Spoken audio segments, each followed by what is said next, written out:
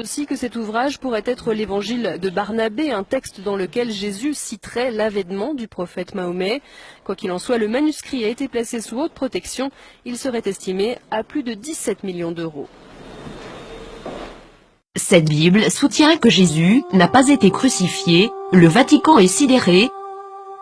Cette Bible a été découverte et gardée secrète, en 2000 et contient l'évangile de Barnabé, un disciple du Christ, qui soutient que Jésus n'a pas été crucifié, qu'il n'était pas le Fils de Dieu, mais bien un prophète.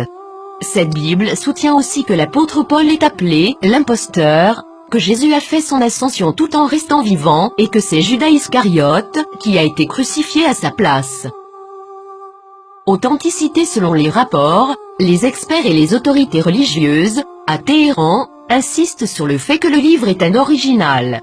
Il est écrit avec des lettres dorées, sur du cuir relié et il est écrit dans la langue araméenne, qui était la langue parlée par Jésus.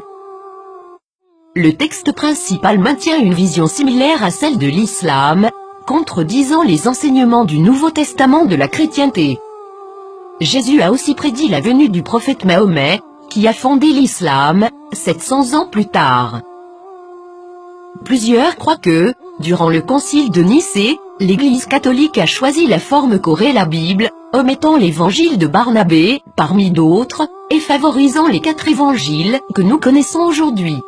De nombreux textes bibliques ont commencé à faire surface depuis ce temps, incluant ceux de la mer morte et les évangiles gnostiques, mais cette Bible semble tout particulièrement inquiéter le Vatican.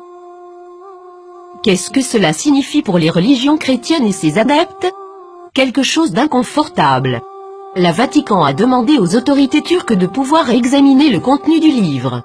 Maintenant que ce livre a été découvert, accepteront-ils cette preuve? La nieront-ils?